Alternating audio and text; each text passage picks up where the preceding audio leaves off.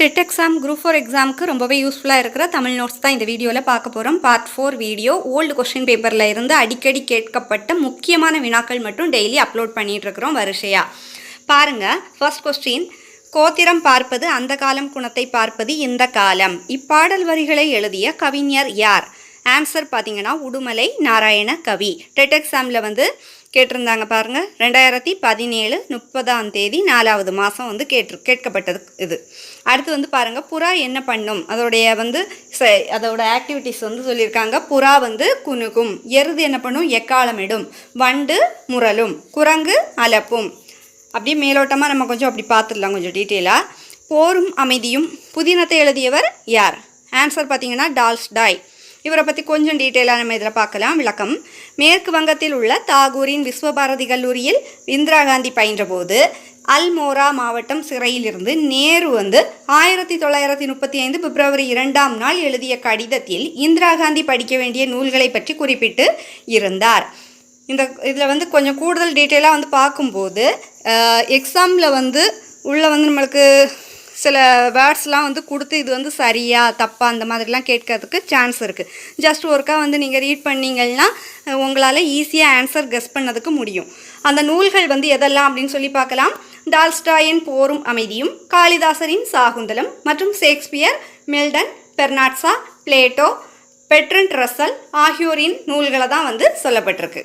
அடுத்தது பாருங்கள், நல்குரவு என்பது இயற் சொல்லா, தெரி சொல்லா, திசை சொல்லா, வட சொல்லா அப்படின்னு கேட்டிருக்காங்க. நல்குரவு என்பது ஆன்சர் ஆப்ஷன் பி, திரிசொல்.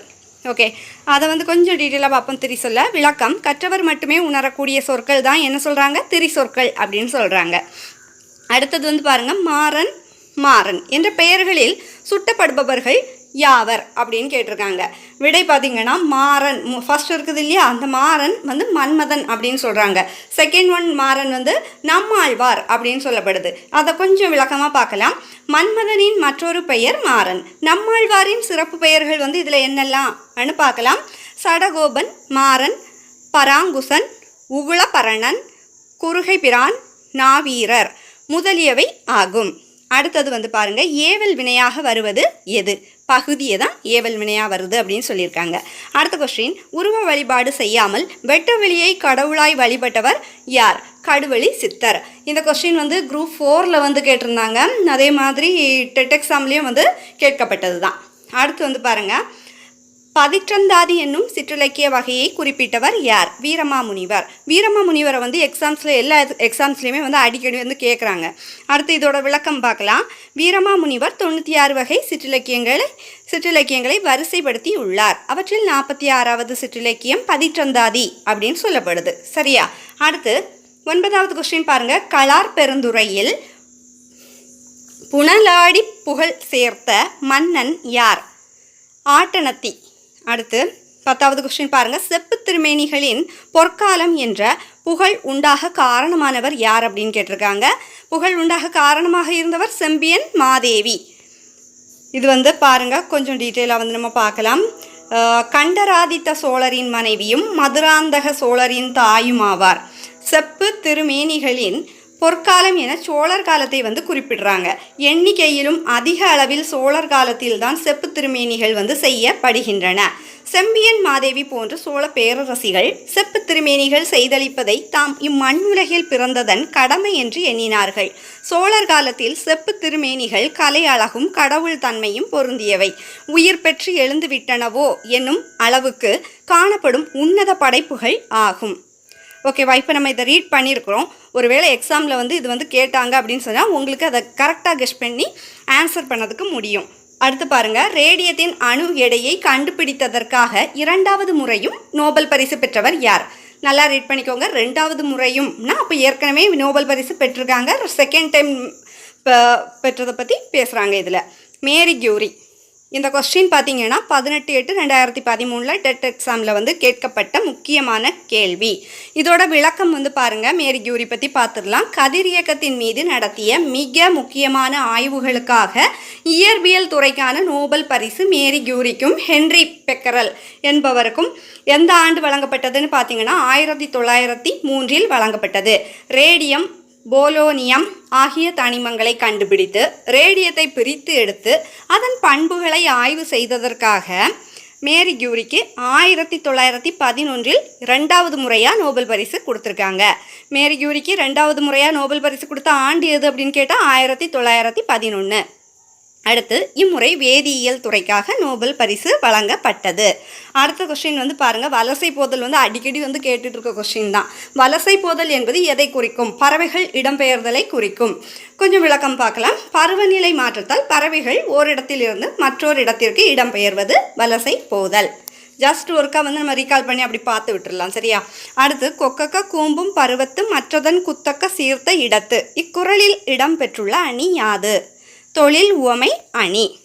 கொஞ்சம் விளக்கமாக பார்க்கலாம்.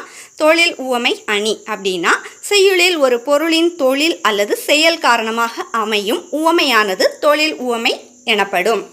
அடுத்த கொஸ்டின் வந்து பாருங்கள், முள் கூட்டல் நன்று எவ்வாறு புணரும்? முன்னன்று அந்த மாதிரி புணரும், சரியா? இலக்கணம் வீடியோ வந்து நம்ம இதை ஓல்டு கொஸ்டின் பேப்பர் பார்த்துட்டு அதுக்கப்புறம் பார்க்கலாம்.